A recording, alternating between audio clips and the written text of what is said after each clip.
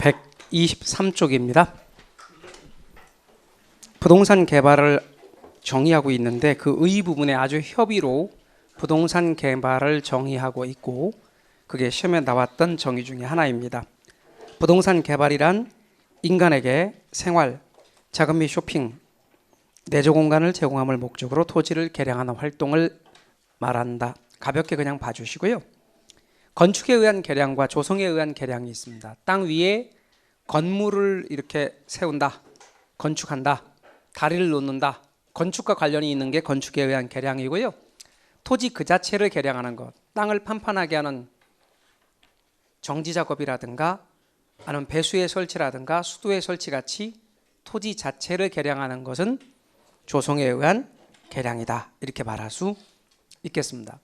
부동산 개발에 있어서 물리적 변형을 초래하면 유형적 개발이고 토지의 물리적 변형을 초래하지 않고 이용 상태의 변경만을 초래한다면 무형적 개발이고 유무형의 개발이 함께 이루어진다면 복합적 개발이고 이렇게 가볍게 보셔도 됩니다.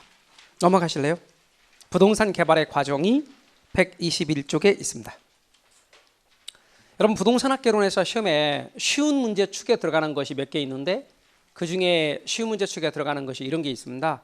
다음 중 순서, 과정을 또는 부동산 개발의 과정을 나열한 것은 충분 나열한 것 중에서 바르게 나열한 것은 또는 그 순서가 맞는 것은 다음 중 부동산 개발의 과정 순서가 맞는 것은 이렇게 순서를 물어보는 문제가 나온단 말이에요. 그래서 여러분 기억부터 시효까지 7단계예요. 그 7단계 순서를 여러분이 기억하고 계셔야 돼요. 이 순서를 기억하셔야 된다. 그럼 제일 먼저 뭐예요? 네, 구상을 해야 돼. 구상. 아이디어 단계. 구상을 먼저 해야 됩니다. 자, 구상을 잘했어요. 아이디어 단계. 그 다음에 구상을 했으니까 바로 토지를 구입하면 안 돼요. 바로 토지 구입할 수 없어요. 그러면 어떻게 해야 되냐면 토지를 딱 구입했는데 와 타당성이 없으면 큰일 나잖아요. 그러니까 토지를 구입해놓고 수익이 안 나고 투자 대상이 문제가 있으면 물리지도 못하고 망한 거잖아요. 그러니까 먼저 어떻게 해야 되냐면 예비적 분석을 먼저 해요. 예비적 타당성 분석을 먼저 해서 계략적으로 수익이 나는지 비용이 더 많이 들어가는지 수익과 지출을 분석해 봐야 돼요. 계략적으로 투자 분석을 해보니까 와 이거 수익이 괜찮아. 수익성이 있어. 그러면 그때 토지를 구입하는 거예요. 부지 확보 및 모색을 하는 거죠. 그럼 부지를 확보하고 모색하는 2단계가 지나면 토지가 확보됐죠? 그러면 그때 토지가 확보됐으니까 아주 세밀하게 타당성 분석을 하는 거예요. 그래서 타당성 분석은 아주 세밀한 타당성 분석이 이루어지는 것이다. 구체적인 타당성 분석이 이루어지는 거죠. 그리고 금융 단계, 융자를 고려하는 단계, 그리고 건설 단계, 택지를 조성하고 건물을 짓는 단계, 그리고 마케팅 단계로 연결됩니다. 순서 흐름을 여러분 보세요. 제일 먼저 뭐라고요? 아이디어 단계 구상을 해야 돼요. 그 다음 바로 토지 구입이 아니에요. 예비적 타당성 분석을 한 후에 토지를 구입해요. 부지 확보 및 모색하는 단계, 그리고 타당성 분석을 치밀하게 해요. 이제 타당성 분석 단계, 그 다음에 금융 단계, 그 다음에 건설 단계, 마케팅 단계. 순서 이래요. 아예부터 금건마. 아셨죠? 그래서 앞으로 부동산 개발의 순서는 아예부터 금건마, 주문처럼 그냥 아예부터 금건마. 네, 아예부터 금건마입니다. 그래서 앞으로 저는 아예부터 금건마 이렇게 할 겁니다. 아셨죠? 네, 순서 아예부터 금건마입니다. 그 다음 부동산 개발의 위험 분석으로 갈 거예요. 124 하단에 부동산 개발의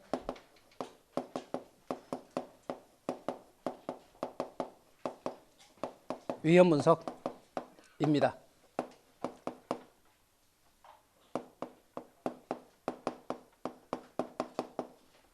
자, 부동산 개발의 위험 분석입니다. 이 부동산 개발의 위험 분석은요, 세 가지의 위험으로 나뉩니다. 크게. 그 세 가지의 위험은 제일 먼저 법률적 위험입니다. 법률적 위험입니다. 두 번째는 시장 위험입니다. 세 번째는 비용 위험입니다. 위험 자리에 부담이란 말을 붙여도 되고 안 붙여도 됩니다. 법률적 위험 부담, 시장 위험 부담, 비용 위험 부담 이런 식으로. 왜냐하면 부동산 개발의 위험을 분석하는 거니까요. 그러면 제일 먼저 법률적 위험 이렇게 말할 때 적자 빼고 법률 위험이라고 해도 괜찮습니다. 이거는 법이 바뀜에 따라 오는 위험. 예를 들어서 정권이 바뀌었어요. 그러면 전 정부에서는 그것을 밀어주고 지원하는 정책이었는데 새로운 정부에서는 이전의 정책을 뒤집어서 규제로 바꿨어요. 그러면 어때요? 정책이 바뀜에 따라서 실제로 법적인 위험이 오는 거예요. 그래서 정부의 정책이 바뀜에 따라 오는 위험, 법이 바뀜에 따라 오는 위험. 어떤 것이 전체적인 분위기가 개발을 지원하는 정책에서 규제로 바뀌는 거예요. 그러면 법적 위험인 거죠. 그럼 이 법률적 위험을 줄이는 방안은 이용 계획이 확정되어 있는 토지를 구입하는 것. 아예 이용 계획이 확정된 토지를 구입하는 것. 그래서 이용 계획이 확정된 토지 구입. 이것이 법률적 위험을 줄이는 방안 중에 하나다. 그럼 이용 계획이 확정된 토지는 싸겠어요, 비싸겠어요? 좀 비싸요. 근데 비싸더라도 법률적 위험보다 나을 수 있다 이 말이에요. 그다음 두 번째는 시장 위험. 시장은 끊임없이 변동해요. 이것이 개발업자의 위험으로 다가와요. 예를 들어 경기 변동, 이자율의 변동, 인플레의 심화, 부동산 개발을 하는 사람에 있어서 시장의 변동은 끊임없이 위험으로 다가온다. 이걸 줄이기 위해서는 시장을 들여다보고 연구를 해야 돼요. 그래서 시장 연구 나가서 시장성이 있는가 없는가를 연구, 시장성 연구 이것이 필요합니다. 좀 이따가 시장 연구는 시장 분석으로 시장성 연구는 시장성 분석이란 말로 바꿔서 또 쓰기도 합니다. 그건 좀 이따 또 이야기하기로 하고 여하튼 시장 위험을 줄이는 방법은 시장 연구와 시장성 연구를 통해서 줄일 수 있다. 그 다음 비용 위험이 뭐냐면요. 개발에 있어서 비용이 50억 들어갈 걸로 예상했거든요. 근데 예상보다 비용이 더 많이 들어왔어요. 그래서 개발 사업이 실패할 위험. 개발의 예상에 따르는 비용은 50억인데 실제 개발에 들어가는 비용이 50억보다 더 많이 나왔대. 그래서 개발 사업이 실패할 위험, 비용 위험. 어떤 경우에 비용 위험이 증가하냐면 예상보다 개발의 기간이 길어진 거예요. 예상보다 개발의 기간이 길어졌다. 아니면 예기치 못한 인플레가 나타났다. 전혀 예상하지 못한 안반층이 발견됐다. 이런 것들은 개발의 비용이 증가해서 개발 사업이 실패하게 될 수 있어요. 이런 비용 위험을 줄이는 방법, 최대 가격 보증 계약입니다.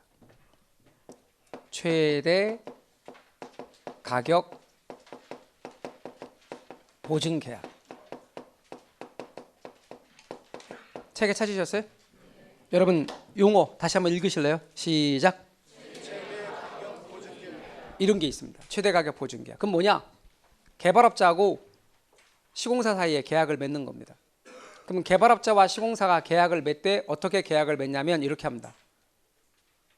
계약을 맺는데 일정 금액까지는 개발업자가 비용을 부담하고 일정 금액을 넘어선 부분에 대해서는 시공사가 비용을 부담하도록 하는 계약입니다.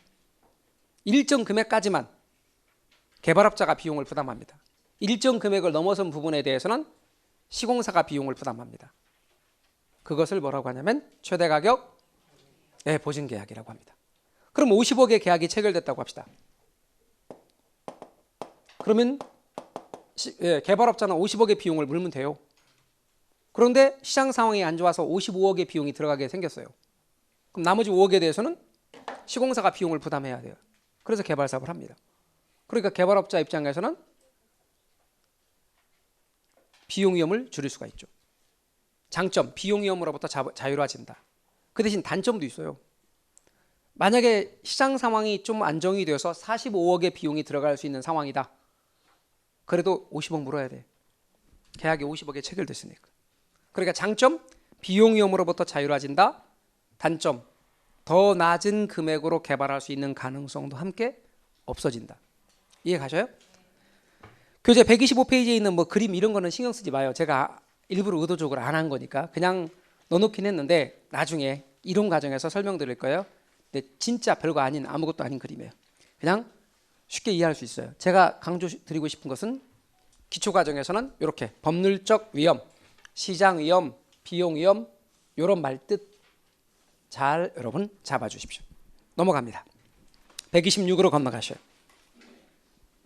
126입니다. 부동산 개발의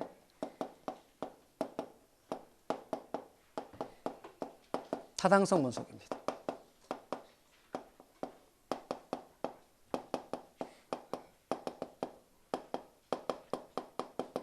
오늘 제가 얘기한 것 중에서 첫 시간에 제가 혹시 중요합니다 이거 중요합니다 그거 한 적 있어요 없어요? 없어요. 첫 시간에 오늘 이거 중요합니다 이거 한 적 없어요. 요까지 요 바로 전까지 중요합니다 이렇게 하는 적 없어. 중요합니다 예. 왜 제가 이런 말 하냐면 가끔가다 중요합니다 그러잖아. 다 중요하단다 다 중요해 그렇게 알고 하시는 분들이 있죠. 아, 나 오늘 중요하다는 말 한 적 없어. 처음 하는 거예요. 중요합니다 이거 아셨죠? 중요한데 오늘 하는 것 중에서는 제일 중요합니다. 그러니까 별표로 치자면 굳이 한 두 개쯤 된다 그 말이죠.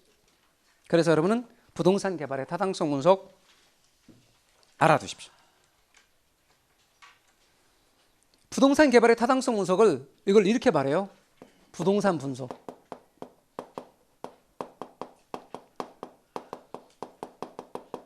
부동산 분석 이렇게 말해요. 근데 이 부동산 개발의 타당성 분석은요. 우리 부동산을 따질 때 법경기 이렇게 따져야 된다 그랬죠. 복합 개념. 따라서 법경기 타당성 분석이 있어요.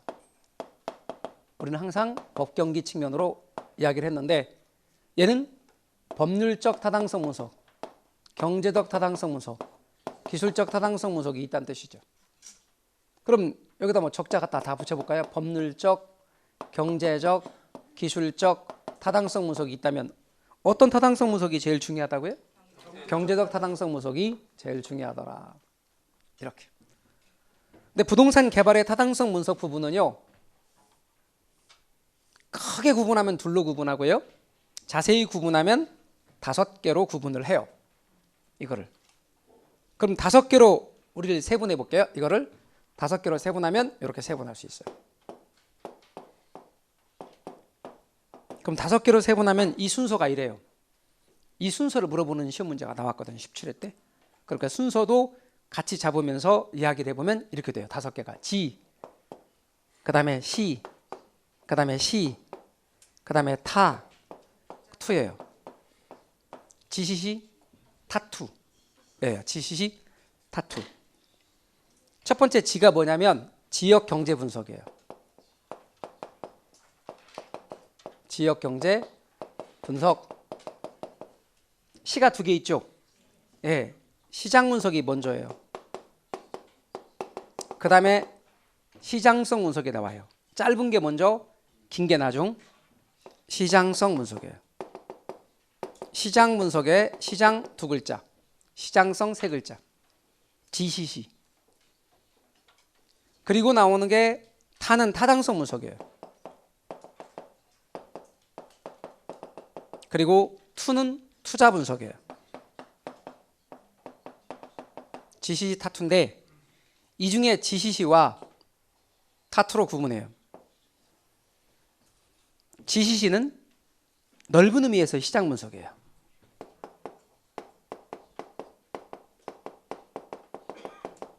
타투는 경제성 분석이라고 해요.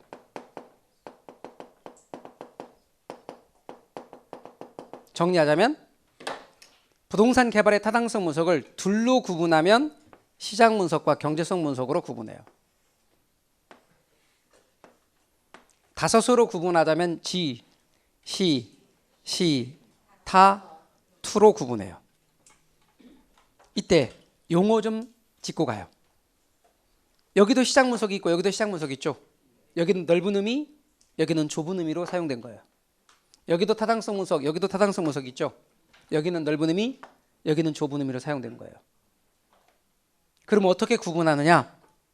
아무 말 없이 부연 설명 없이 타당성 분석 그러면 전부 넓은 의미예요. 아무런 부연 설명 없이 시장 분석 그러면 전부 넓은 의미예요. 그런데 이렇게 사용될 땐 좁은 의미예요.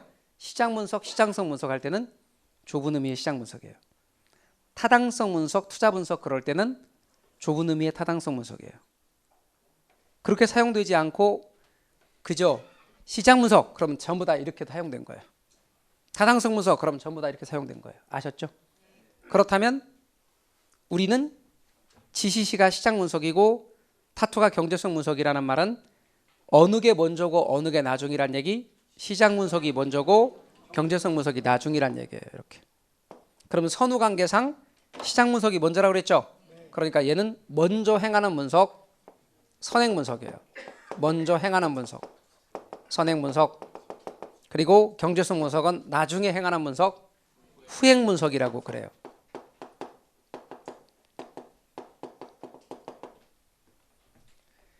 일부러 단어 뜻을 이렇게 설명해서 다 하나하나 용어를 설명드리는데 뜬금없이 선행 분석이 뭔가요? 이렇게 물어보는 분들이 간혹 있어요. 방금 먼저 행하는 분석, 후행 분석이란 나중에 행하는 분석. 그러니까 시장 분석이 먼저고 경제성 분석이 나중이다. 말대로 이해가 되셨죠? 그러면 지역경제 분석을 이야기하겠어요. 개발업자 갑돌이가 오피스텔 사업을 하고 싶어요. 오피스텔을 개발하고 싶어. 근데 어디다 하고 싶냐면 동작구에. 그럼 대상 지역이 어디예요? 동작구예요. 그래서 서울의 동작구가 대상 지역이라고 한다면 지역 경제 분석에서 얘는 대상 지역의 부동산 수요에 부동산 수요, 오피스텔 수요에 영향을 미치는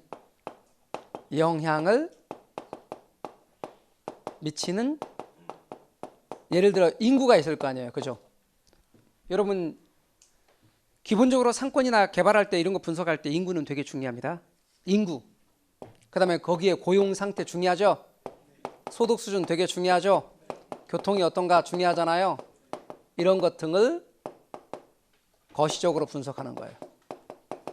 이걸 뭐라고 한다? 지역경제 분석 그래요. 그러니까 한마디로 말하면 동작구에 오피스텔의 수요에 영향을 미칠 수 있는 인구, 고용 상태, 소득 수준이나 교통 등을 잘 분석해 봐야 돼요. 그러면 오피스텔을 이용하는 사람들이 주로 있을 거 아니에요. 뭐 연세가 무진장 높으신 어른들 아니란 말이죠. 그러면 그 계층의 인구 얼마만큼 되는지, 그 다음에 그 지역에 있어서 고용 상태, 직장, 회사가 어떤 회사들이 분포되어 있는지, 소득 수준은 어떤지, 그리고 차, 버스 노선은 어떤지 이런 걸 다 따져봐야죠. 시장 분석으로 가면 얘는 특정 부동산. 여기서 말하는 특정 부동산은 오피스텔이에요.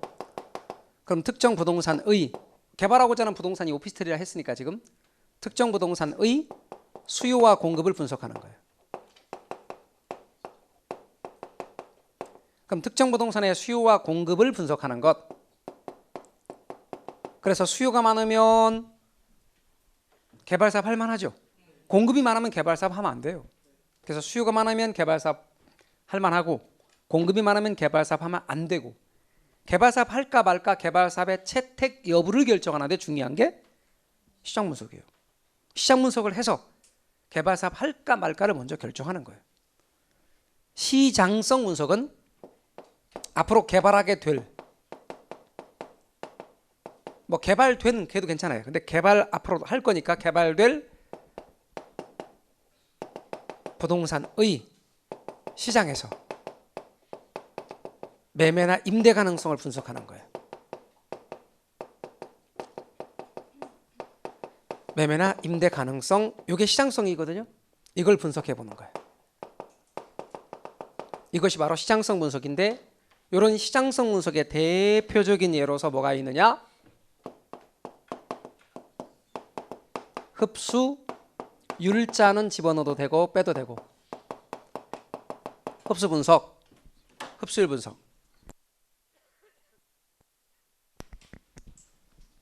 그럼 흡수율 분석, 흡수 분석이 의미하는 바가 뭔가 따져보면 이런 거예요. 보세요 여러분. 지난 한 해 동안 시장에 공급된 부동산이 얼마의 비율로 매매 또는 임대되었는가를 분석하는 것. 구체적으로 지난 한 해 동안 동작구에 공급된 오피스텔이 얼마의 비율로 매매나 또는 임대되었는가를 분석하는 것. 그게 흡수율 분석이에요. 그럼 지난 한 해 동안 공급된 부동산이 얼마의 비율로 매매 또는 임대되었는가를 분석하는 것. 이것이 흡수율 분석이라면 구체적으로 내용으로 가보자고요. 여기서 흡수율이란 용어와 아울러 부연 설명할 건 흡수 시간이라는 말도 좀 같이 따져보자고요. 그럼 흡수율이 뭔가 보세요. 단위 시간을 지난 한 해 1년으로 잡을 수 있어요. 6개월로 잡을 수 있어요. 단위 시간은 잡기 나름입니다. 분석의 기간, 단위 시간 동안 공급된 부동산이 매매나 임대된 비율을 흡수율이라 그래요. 그러면 지난 한 해라고 합시다. 1년 동안 100채가 공급됐는데 그 중에서 90채가 매매나 임대됐다면 흡수율은 몇 퍼센트? 90%. 100채가 공급됐는데 95채가 매매나 임대되었다면 시장 흡수율은 95%. 시장 위험은 흡수율이 높을수록 위험이 낮아요, 높아요? 낮아요. 흡수 시간이란 지난 한 해 동안 100채가 공급됐는데 그 100채 공급된 오피스텔이 전량 다 시장에서 매매나 임대되는 데까지 걸린 기간, 그걸 흡수 시간이라 그래요. 그럼 100채가 공급됐는데 6개월 만에 매매나 임대가 다 됐다. 그럼 흡수 시간은 6개월. 1년 걸렸다. 흡수 시간은 1년. 그러면 정리할까요? 흡수율이 높을수록 시장 위험은 작죠. 흡수 시간은 짧을수록, 그러면 흡수율이 높을수록, 흡수 시간이 짧을수록 시장 위험은 어떻게 될까? 낮아지게 될 것이다. 그럴 수 있죠? 이렇게요. 그래서 흡수율은 높을수록, 흡수 시간은 짧을수록 시장 위험은 낮아진다. 이렇게 말할 수 있어요. 아울러 세 번째, 이와 같은 흡수율 분석의 목적입니다. 흡수율 분석의 목적은 과거 및 현재의 추세를 파악하는 것. 이거 절대 아니라는 거예요. 과거 및 현재의 추세를 파악하는 게 목적 아니고 이를 기초로 해서 미래의 흡수율을 파악하는 게 목적이에요.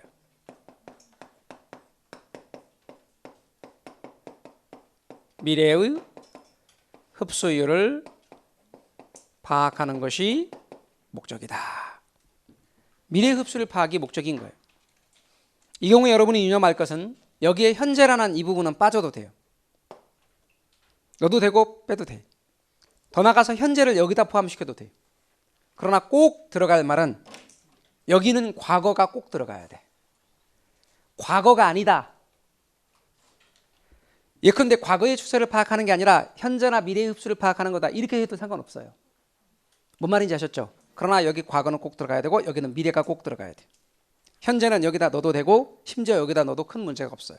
그러나 보통은 과거나 현재의 추세를 파악하는 게 목적이 아니고 미래 흡수율을 파악하는 것이 목적이다 그 말이에요.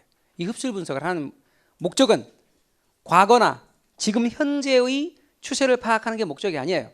미래의 흡수율이 어떤가 그거 파악하는 것이 목적이에요. 개발하고자 하는 사람의 입장에서, 개발업자 입장에서 봐야 되기 때문에. 그래서 이걸 꼭 여러분이 기억하셔야 하며, 돌아와서 GCC, 이게 넓은 의미의 시장 분석이라고 그랬죠. 여기까지는 돈 얘기가 나오는 게 아니에요. 돈 얘기가 나오지 않습니다. 그럼 돈 얘기는 어디서부터 나오느냐? 타당성 분석, 여기서부터 돈 얘기가 나옵니다. 그럼 수익과 지출을 분석해 보는 거예요. 수익과 지출을 분석해서 수익이 많으면 수익성이 있는 것이고 지출이 많으면 수익성이 없는 거예요. 그래서 수익성 여부를 판단해 보는 거죠. 수익성 여부를 판단해서 수익성이 있다. 그럼 투자 결정을 하는 거예요. 수익성이 없다. 그럼 투자를 하지 않는 거죠. 이때 최종적인 투자 결정이 이루어지는 것입니다. 그래서 여러분 돈 얘기는 언제나 경제성 분석 단계에서 나오는 것이다. 그래서 자세히 구분하면 5단계로 GCC 타투고 둘로 구분하면 시장 분석과 경제성 분석이다라고 하는 것 잊지 마시고, 우린 시장 분석에서 자료와 정보를 수집하면 이를 기초로 경제성 분석을 하는데 언제나 수익이니 지출이니 수년간이 현금 수준이 이렇게 돈 얘기는 전부 다 경제성 분석의 범위에 들어간다는 것 알아두시면 되겠어요. 딱 거기까지만 알아두시면 좋겠습니다. 126에서 127 시장 분석, 경제성 분석도 자세히 128회에 걸쳐서 해놨으나 기초 과정에서는 여기까지만 이 틀을 잘 잡아주십시오. 이 이상은 여러분 하지 않으셔도 좋겠어요. 딱 요만큼만 해놓으시면 그 이상 살붙여 나가는 것들은 이론 강좌에 들어가서 자세히 더 이야기를 하도록 하겠습니다. 128로 점프요. 부동산 개발의 유형이 나오는데 2로 건너가시면 도시재개발 시행 방법에 의한 분류가 있어요. 도시재개발 시행 방법에 의한 분류는 제일 먼저 기억의 수복재개발, 니은의 계량재개발, 디귿의 보전재개발, 미음의 철거재개발 이렇게 있어요. 여러분 영화 속에 나오는 소설 속에 나오는 역사가 오래된 도시들이 있죠.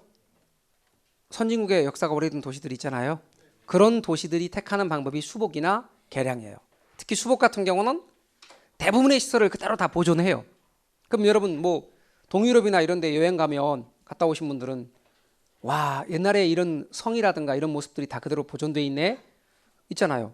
대부분의 시설이 그대로 보존되면서 노후 불량화 요인만 제거하는 것. 이게 뭐라? 수복이에요. 수복 재개발. 두 번째는 계량 재개발.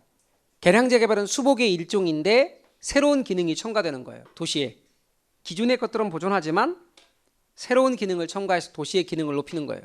그래서 필요하면 주차장도 놓고 공중 화장실도 놓고 현대식으로 물이 들어오게 만들고 이렇게 해서 새로운 기능이 첨가되는 건 계량 재개발이에요. 수복이나 계량이 선진국의 도시들이 택하는 방법들이다. 여러분 선진국의 신도시는 계획에 의해서 잘 만들었어요. 그러니까 상태가 아주 양호하고 이 상태로 잘 보존하면 좋겠어요. 그게 보전 재개발. 미리 사전에 노후 불량화에 방지하는 것. 보전 재개발. 철거 재개발은 완전히 뜯어 고치는 것. 싹 뜯어 고치는 것이 뭐다? 철거 재개발. 여러분 아주 후진국들은 그리고 아주 도시가 건물들도 다닥다닥 붙어 있고 노후화되고 낡았어요. 차량은 다니기가 아주 힘들어요. 통째로 싹 뜯어버리고 다시 건설하죠. 이게 뭐죠? 철거 재개발. 후진국의 도시들이 보통 택하는 방식이 철거 재개발의 형태입니다. 그래서 여러분께서는 뭐 달동네 한번 생각하면 되겠어요? 4가지 수복, 계량, 보존, 철거 이렇게 됩니다. 자, 그 다음에 부동산 개발 방식의 유형에서 단순 개발 방식은 지주가 자기 돈 내고 토지 소유자가 자기 돈 내고 자기가 직접 개발하는 것, 토지 형질 변경 사업 같은 경우가 대표적인 예예요. 그 다음 두 번째 환지 방식. 환지 방식 어디서 많이 듣던 거죠? 환지 방식. 절 보실래요? 갑돌이 땅 이만큼 가져다가 대지로서 구획을 한 후에 이만큼 돌려주는 거예요. 우리가 환지 부분. 그리고 개발 사업의 비용으로 얘는 충당하기 위한 비용이죠. 요거 개발 사업의 비용으로 충당하는 땅 뭐라고 그래요? 채비지라고 하죠. 공공용지나 녹지 등으로 남겨둔 땅 보류지. 그리고 이만큼이 환지 부분이죠. 토지 소유자의 권리가 축소되긴 해도 대지로 구획되어 돌아오기 때문에 토지 소유자 입장에서는 허전할 게 없죠. 우리나라 1970년대에 주로 많이 했던 거 바로 환지 방식. 옛날에는 LH공사, 토지주택공사가 토지공사하고 주택공사하고 각각 따로따로 있었어요. 토지공사가 돈이 없었을 당시는 이런 환지 방식을 많이 썼지만 80년대 들어서부터는 수용 절차를 거쳐서 전면 매수해버리죠. 그게 뭐다? 매수 방식, 수용 방식입니다. 전면 매수했기 때문에 토지 소유자의 권리는 사라졌겠죠. 수용 절차를 거쳐서 전면 매수하는 매수 방식. 그리고 혼합 방식은 이렇게 환지 방식과 매수 방식이 합쳐진 거. 그것이 혼합 방식이 되겠습니다. 그래서 부동산 개발의 방식, 유형 알아두시고요. 제가 조금 전에 뭐가 중요하다 그랬죠, 여러분? 부동산 개발의 타당성 분석이 중요하다 그랬죠? 네, 그만큼은 아닌데 얘도 중요한 게 있습니다. 개발권 양도제. 형광펜으로 표시되어 있죠, 개발권 양도제? 네, 개발권 양도제 여러분 알아두셔야 됩니다. 개발권 양도제입니다. 교재는 128. 개발권 양도제.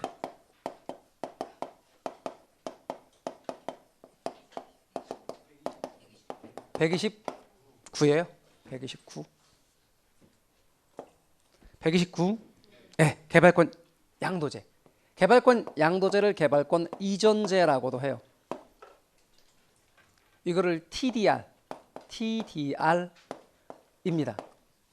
개발권 양도제, 개발권 이전제. 결론부터 말씀드릴게요. 이거 우리나라 시행되고 있게요? 시행되고 있지 않게요? 우리나라 시행되고 있지 않습니다. 우리나라는 시행하고 있지 않다. 그런데도 이게 중요해요. 우리나라 몇 번 시행하려고 시도했었습니다. 그리고 이 제도의 의미를 여러분이 잘 알아두시는데 여기서 주로 설명하는 건 미국 제도를 중심으로 설명합니다. 자, 그럼 미국의 제도를 중심으로 설명할 텐데 개발권 양도제가 뭔지 감 잡고 갑니다. 보실래요? 여기가 있습니다. 이 땅은 보존지역으로 묶었습니다. 이 지역은 보존지역으로 묶었어요. 한마디로 말하면 법으로 규제하고 있는 지역이래요. 그런데 여기는 개발이 가능한 지역이래요. 개발이 가능한 지역입니다. 여기는 개발 가능 지역으로 하고 여기를 묶은 거예요. 왜 묶었느냐? 도심지의 역사적인 유물을 잘 보존하기 위해서. 아니면 생태계에 희소자원이 있는데 얘를 잘 보존하기 위해서. 그러니까 이런 연유로 저기를 묶었대요. 첫 번째, 도심지의 역사적인 유물을 보존하기 위해서. 아니면 생태계의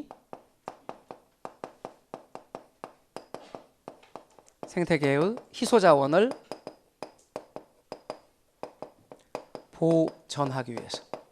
이런 연유로 저 지역을 묶었다.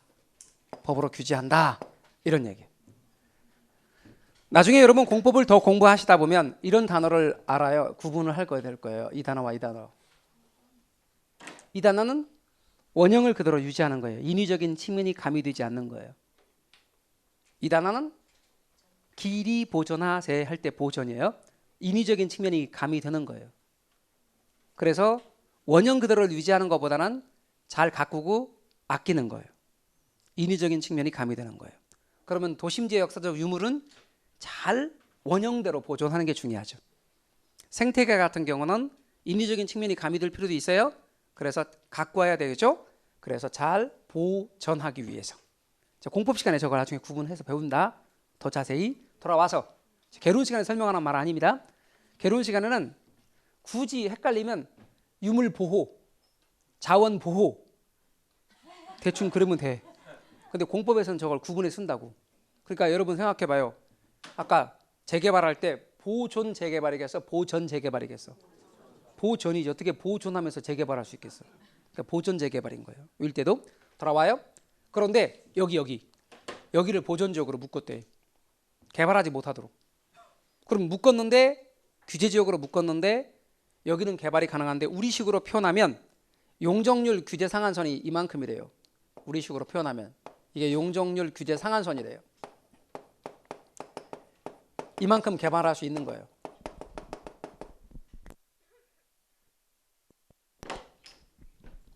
그런데 그런 식으로 하면 여기도 원래는 그만큼 개발할 수 있었어야죠. 그래야 공평하죠.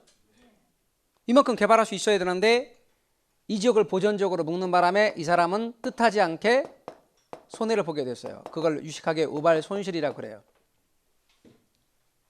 우리의 그린벨트를 연상해 보세요.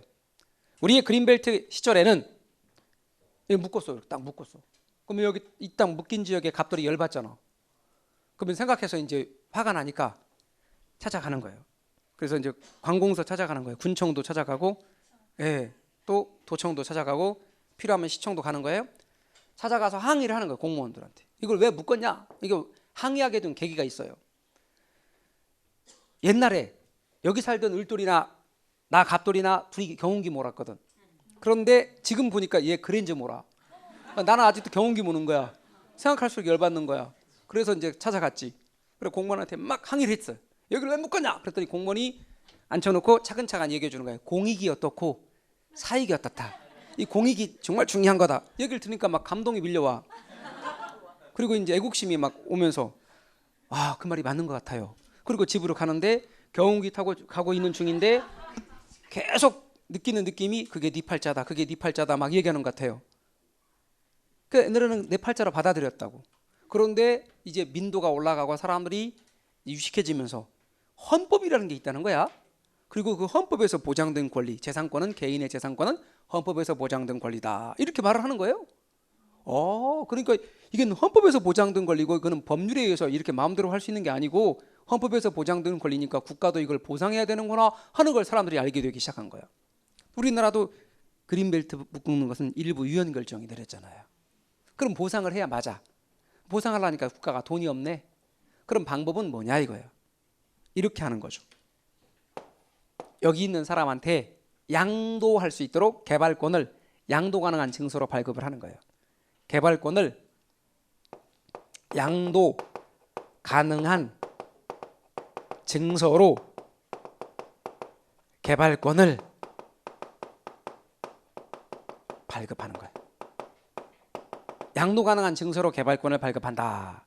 그럼 양도 가능한 증서로 개발권을 발급을 하면 이 개발권을 얘한테 팔게 하는 거예요. 그럼 얘는 개발권을 사와. 얘한테 여기 있는 사람한테 묻는 거예요. 을돌이야 이렇게 개발하고자 하는 사람한테 지금 현재 규제 상한선이 이만큼이거든요. 그런데 이 규제 상한선 이상으로 개발하고 싶어요? 하고 물어보는 거예요. 근데 여기 있는 개발업자가 뭐라고 그래? 예, 개발하고 싶어요. 당연하죠. 이렇게 말하지 않겠어요? 그러면 당연히 개발하고 싶어요. 그러면 방법을 알려드릴게요. 여기서 개발권을 사오세요. 그러면 예외적 개발을 인정해줘요. 법으로는 이만큼만 개발할 건데 개발을 규제할 건데 개발권 사온 사람에 한해서만 예외적 개발을 인정할 거예요. 이렇게 하는 거예요. 그러면 개발권을 사와. 개발권 사온 자에게는 규제 상한선 이상의 개발을 할 수 있도록 예외적 개발을 인정하는 거예요. 그러면 어떻게 돼요? 그로 인해 이익을 얻게 됐죠. 그걸 우발 이익이라 그래요. 이와 같은 우발 이익 가지고 이 우발 손실을 보상토록 하는 제도. 우발 이익으로 우발 손실을 보상토록 하는 제도, 이게 개발권 양도제예요. 그러면 개발권 양도제는 방금 제가 말씀드린 것처럼 보상이 이루어지는데 국가가 공적 자금을 투입해서 보상하는 거예요? 시장을 통해서 보상하는 거예요? 시장을 통한 보상이에요. 제가 간단하게 시장을 통한 보상이라 쓰겠으나 구체적으로 보전적으로 묶인 사람들의 손해를 시장에서 개발권을 양도하여 그 손해를 보전케 하는 제도, 그런 뜻이에요. 시장을 통한 보상이에요. 절대로 잊지 말 것은 정부의 공적 자금 투입을 통한 보상 아니에요. 공적 자금 투입을 통한 보상이 아니라 시장을 통한 보상이다. 이거 잊지 마시고요. 이렇게 함으로써 이 사람의 손해를 보상해 주는 거죠. 형평성을 높이고자 하는 제도예요. 형평성을 높인다라는 말 재고래요. 재고. 어떤 분들은 이런 것도 국어 질문하시는 분이 계세요. 재고는 다시 생각하는 거 아닌가요? 그렇게 물어보는 분이 있는데 그럴 땐 이렇게 쓰는 거고 요건 높이는 거고. 따라서 형평성을 제고하고자 하는 제도다. 아셨죠? 자, 이런 장점이 있는 반면에 정부의 돈, 국가의 돈을 쓰지 않고도 시장을 통해서 보상할 수 있는 장점이 있는 반면에 단점은 여기가 과잉 개발돼요. 여기가 과잉 개발되면 원래 취지가 보존이라 그랬죠? 이런 것과 무색하게 여기는 과잉 개발됨에 따라 통풍이나 일조나 채강 이런 데서 문제가 될 수 있어요. 뿐 아니라 이 사람의 손해가 1억인데 이렇게 해서 보상이 이루어진 건 5천밖에 안 될 수도 있어요. 이 사람의 손해가 5천인데 개발권 값이 올라서 이렇게 팔았는데 얻어지는 수익은 1억이 될 수 있어요. 손해를 입은 자와 이익을 얻은 자 사이에 정확하게 보상이 이루어진다는 근거도 없고, 또한 이렇게 개발권이 자칫 투기를 불러일으키는 그런 형상이 될 수도 있다. 그래서 우리나라는 아직 도입하고 있지 못하대요. 그럼에도 불구하고 여러분은 개발권 양도제가 중요하다.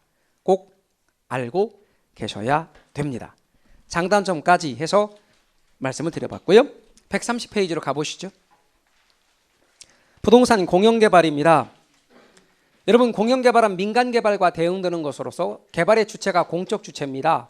그러니까 첫 번째 줄에 공적 주체인 국가, 지방자치단체, 공사 등이 택지개발이나 주택건설의 주체가 되는 거예요. 주택을 짓는 주택건설이나 택지를 개발하는 것의 주체가 공적 주체가 될 때 공영개발이고 사적 주체가 될 때 민간개발이라고 하는 거예요. 주택의 건설이나 택지의 개발의 주체가 공적 주체일 때는 뭐라고 부르고? 공영개발이라고 그러고 사적 주체일 때는 민간개발이라고 하는 거예요. 아셨죠? 예, 그렇게만 알고 계세요. 자, 그럼 이제 6. 민간의 토지개발 방식으로 갈 거예요. 얘도 중요해요. 민간의 토지개발 방식 중요해요. 그럼 이제 지금 중요하다고 말한 게 몇 번째예요? 세 번째. 중요하다고 말하는 건 4개 나와요. 세 번째입니다. 민간의 토지 개발 방식이에요.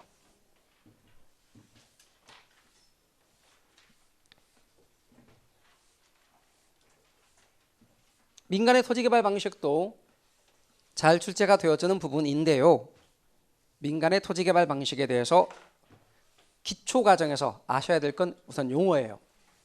그래서 기본 용어를 이야기를 하려고 하는데요. 민간의 토지 개발 방식입니다.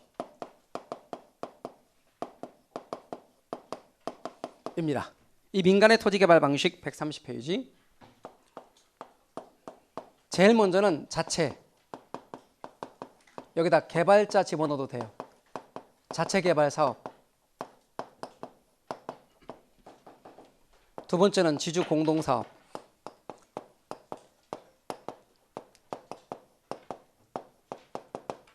지주 공동 사업에는 여러분이 적어도 3가지를 기억하셔야 되는데, 제일 첫 번째는 공사비, 대물 변제, 등가 교환 방식이에요. 두 번째는 공사비, 분양금 정산 방식. 이 경우 분양금하고 공사비하고 글자 위치 바꿔도 돼요. 분양금 공사비 정산 방식 이래도 됩니다. 그래서 공사비 분양금 정산 방식. 여기는 등가 교환 방식. 세 번째는 사업 위탁 방식.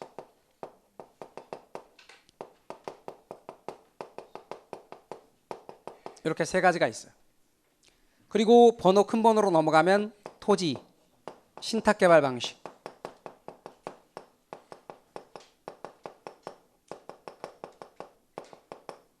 네 번째는 컨소시엄 방식.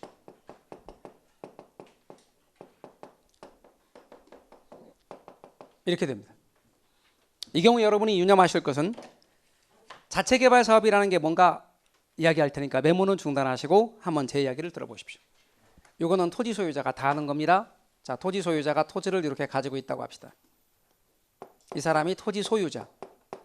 근데 이 사람이 개발의 경험도 많아요. 그래서 토지 소유자인 이 사람이 토지를 소유해. 자기 땅이에요. 근데 이 땅을 담보로 해서 금융권으로부터 자금을 조달한다네요. 얘가 자금을 조달. 자금을 금융권으로부터 조달한 다음에 얘가 시공사를 선정을 해서 사업의 경험이 있으니까 시공사들 딱 괜찮은 시공사 선정해서 건축 시공을 맡기는 거예요.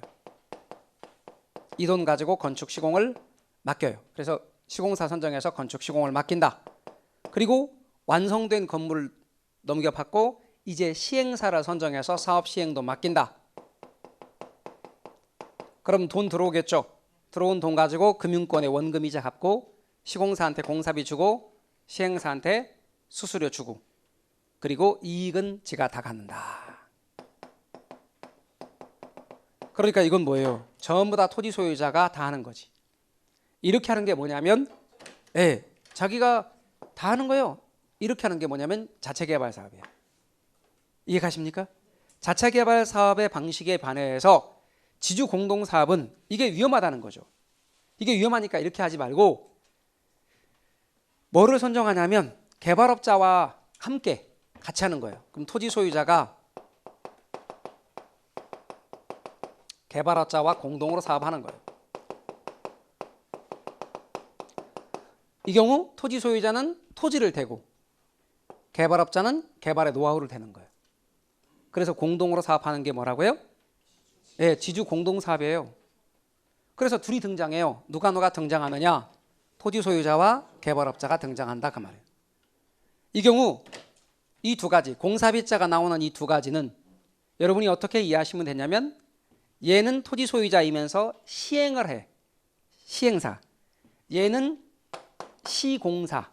그러면 시행사, 시공사 이런 표현, 이런 내용은 어느 과목에서 배울 것 같아요? 공법에서 배워요. 건축법이나 이런 거 다 배우면 그런 단어가 있어요. 그걸 배워요. 그래서 부동산학개론에서 시행사가 뭔가요? 이런 거 물어보지 마요. 아셨죠? 시공사가 뭔가요? 질문방에 질문하지 말고 어느 과목을 공부하면 된다? 네, 공법을 공부하면 된다. 나는 공법 안 듣는데요. 그러면 인터넷 찾아봐요. 다시 절 보실래요? 개론 과목 아니에요. 그럼 이제 얘는 뭐로 이해하라? 시행사로. 얘는 시공사로 이해하라. 자, 그렇게 이해하신다면 얘가 자기 땅이죠. 자기 땅 가지고 얘는 그 땅에 얘가 자금을 조달하고 건축 시공을 해. 그럼 내 돈으로 여기다 건물 짓는다 이 말이에요. 건물 줘 이렇게. 그럼 얘는 뭐 하고 자금 조달과 건축 시공을 담당하고 얘는 토지를 소유하고 사업 시행을 해. 이해가셔요? 그래가지고 사업 시행을 해서 이익을 함께 나누는데 이익은 얘와 얘가 공유해. 이익은 공유한다. 그러니까 다시 한번요. 5가지 중에서 얘는 토지를 소유하고 얘는 사업 시행을 담당하고 얘는 자금을 조달하고 건축 시공을 한 다음에 이익은 함께 나누는 거예요. 이 경우 공사비 줘야겠죠.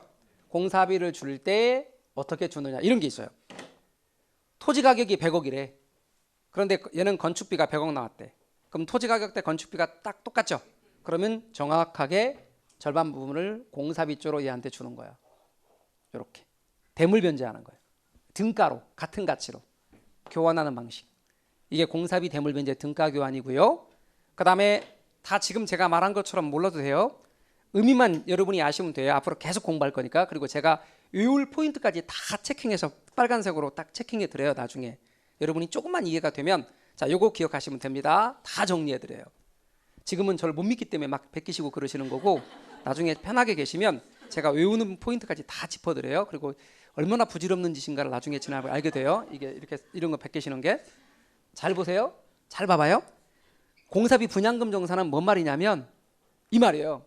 얘가 이제 분양을 했으니까 얘가 봐봐요. 얘가 제가 뭐라고 그랬어요? 토지 소유하고 사업 시행한다 그랬죠? 그럼 사업 시행을 해서 분양을 해. 그럼 분양금 들어오겠죠? 분양금으로 공사비를 정산해. 그럼 다시 한번요. 얘는 토지 소유하고 사업 시행을 한다. 얘는 자금 조달하고 건축 시공한다. 시공사니까. 그리고 이익은 함께 나누는 거예요. 그런데 방금 공사비는 어떤 방식으로? 네, 방금 말씀드린 거 분양해서 분양 수익금으로 지급하는 방식이 공사비 분양금 정산 방식. 뭔 말인지 아셨죠? 얘는 등가로 교환한 방식. 얘는 공사비를 분양금으로 정산하는 방식. 그러면 사업 위탁 방식은 뭐냐? 사업 위탁 방식은 이러는 거예요. 얘가 얘한테 전문 영역을 위탁하는 거야. 지금 방금과 같이 하려면 적어도 얘가 시행해본 경험이 있어야 되잖아요. 그렇죠? 얘가 시행을 담당해야 되니까. 그러니까 그렇게 하려면 아까 말한 것처럼 얘가 시행사처럼 얘는 시공사처럼 이해해야 되니까 우리가 보통의 경우는 힘들잖아요. 그럼 어떻게 하냐면 얘가 자기 땅 가지고 자금을 조달해. 금융권으로부터 자금 끌어와. 그럼 토지 소유와 자금 조달은 얘가 담당하는 거예요. 그 대신 건축 시공과 사업 시행은 전문 영역이죠. 얘한테 위탁해 개발을. 그럼 얘한테 당신이 건축 시공하고 사업 시행까지 해주세요. 자, 그럼 돈 들어오겠죠. 그리고 수익금은 전부 다 얘한테 돌려줘. 그러면 얘는 뭐뭐 가냐면 토지 소유, 자금 조달, 이익 귀속이 얘한테 가고 얘는 건축 시공과 사업 시행만 대행해 주는 거예요. 전문 영역만. 자, 대행해 줬으니까 뭔가 받아야죠. 수수료 받아. 그래서 앞으로 여러분이 볼 때 이렇게 탁자 붙는 거에는 다 수수료가 나와. 그럼 얘는 그냥 수수료 받는 거다. 그럼 무슨 수수료 받느냐? 위탁 수수료 받아. 그게 위탁 방식. 근데 여러분 가만히 지켜보니까 사업 위탁 방식에는 방금 제가 말한 것처럼 소유권이 넘어가 안 넘어가요? 안 넘어가요. 안 넘어간다고. 그런데 반하여 토지 신탁 개발 방식은 어떠냐 그 말이에요. 토지 신탁 개발 방식은 이렇게 해요. 얘는 소유권이 넘어가지 않으니까 지주 공동사업이 맞는데 토지 신탁 방식은 지금 방금 했던 사업 위탁 방식도 얘가 토지를 소유하고 금융권으로부터 자금 조달해야죠. 그것도 쉽지 않아요 사실은. 금융권으로부터 자금 조달하는 것도 쉽지 않다고. 그러니까 아예 신탁회사에게 다 맡기는 거예요. 신탁계약을 체결한 후에 신탁회사에게 맡겨. 그때는 개발업자라 하지 않고 얘는 지주 공동사업이 아니니까 신탁회사에 맡기는 거예요. 형식적인 토지의 소유권이 넘어가요. 그리고 얘는 토지 소유자는 뭘 받느냐? 신탁 수익증권을 받아요. 자, 그러면 계약을 체결하고 신탁회사와 계약을 체결하고 토지의 소유권을 형식적이긴 하지만 넘긴다. 그리고 얘는 신탁 수익증권을 받는다. 그러면 토지의 소유권을 넘겨받은 신탁회사가 토지 소유, 자금 조달, 건축 시공, 사업 시행을 신탁회사가 다 해. 이해 가셨어요? 그렇게 해주고 거기서 나온 수익금을 가지고 이렇게 금융권으로부터 자금 조달했으니 원금이자 갚고 시공사 선정해서 사업 시공을 맡겼으니 공사비 주고 시행사한테 시행 맡겼으니 수수료 주고 각종 세금 내고 난 수익금을 신탁 수익증권에 따라 배당하는 방식이에요. 그럼 이익은 토지 소유자가 다 가겠죠. 그러면 신탁회사는 당연히 수수료 받는 거지. 신탁 수수료 받는 겁니다.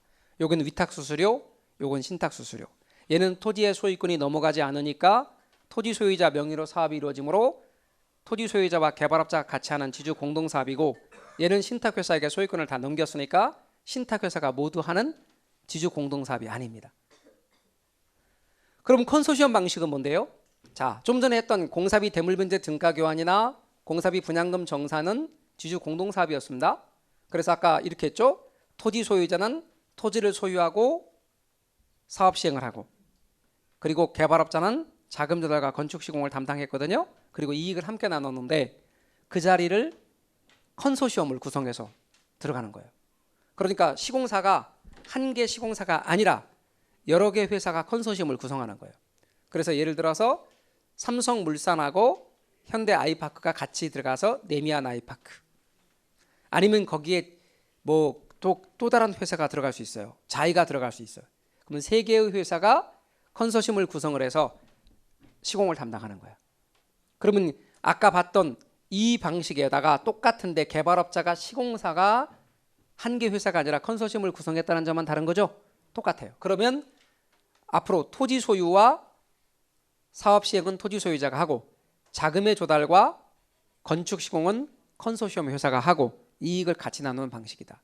그렇다면 컨소시엄 방식과 여기 지주 공동 요거 사업 방식 이 두 가지의 차이점은 뭐냐? 원리가 똑같아요. 차이점이 있다면 컨소시엄을 구성했으니까 상호 기술 보완할 수 있다는 점, 사업의 안정성을 확보할 수 있다는 점. 그러나 자칫하면 서로 책임 회피 현상이 나타날 수 있다는 점. 그로 인해 사업의 지연이 초래될 수 있으며 이해관계 조정이 필요하다는 점. 이런 점은 단점으로 지적이 돼요. 그래서 여러분은 민간의 토지 개발 방식이 어떤 것들이 있는 건지 같이 연습하겠습니다. 같이 해보죠. 시작. 두 번째. 다시 한번 합니다. 같이 해보죠. 시작. 자체개발 사업, 지주 공동사업, 토지 신탁 개발 사업, 컨소시엄 방식 이렇게 있습니다. 자, 그 다음에 또 하나 여기에 지주 공동사업에는 세 가지가 있습니다. 시작. 공사비 대물변제 등가 교환 방식, 공사비 분양금 정산 방식, 사업 위탁 방식 이렇게 있습니다. 이런 명칭을 먼저 알아두십시오. 그럼 기초과정에서는 지금 제가 설명했던 내용을 기억하려고 하면 안 돼. 그것까지 다 알면 다 끝나는 거야. 그 심화까지 갈 거라고. 그러니까 지금은 그런 거 묻지 마시고 지금 아까 설명했던 건 한번 듣고 그냥 잊어버려도 돼요. 왜냐하면 그래 놓고 다음 또 설명할 거니까. 지금은 기초과정에서는 그게 어떤 게 있다. 그럼 자체 사업은 토지 소유자가 다 한다 그랬죠. 그러면 수익도 토지 소유자가 다 가져가고 이익도 집중된다. 그 대신 위험도 집중된다. 맞아요? 그런데 지주 공동사업은 위험을 분산합니다. 그래서 토지 소유자는 토지를 대고 개발업자는 개발의 노하우를 대서 공동으로 사업하는 형태. 그러니까 위험도 분산되고 수익도 분산됩니다.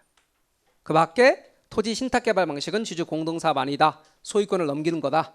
그리고 컨소시엄 방식이 있더라. 이렇게 여러분 알아두시면 되겠습니다. 그리고 기타 제가 설명한 건 그런 거구나 하고 감만 잡으십시오. 지금 구체적으로 의문 갖지 마시고 앞으로 계속 공부할 거예요. 앞으로 제가 그림까지 하나하나 다 그려가면서 저거 다 그려가면서 설명드리고 거기서 암기할 포인트 짚어드리고 그렇게 나갈 거니까 지금은 큰 개략적인 틀만 알아두시면 좋겠습니다. 요거까지 제가 중요하다고 말한 게 몇 개 했어요? 3개. 이제 131의 경제 기반 이론도 중요한 부분입니다. 그까지 4개인데 우리 쉬셨다가 경제 기반 이론 들어갈게요. 쉬었다 하시죠.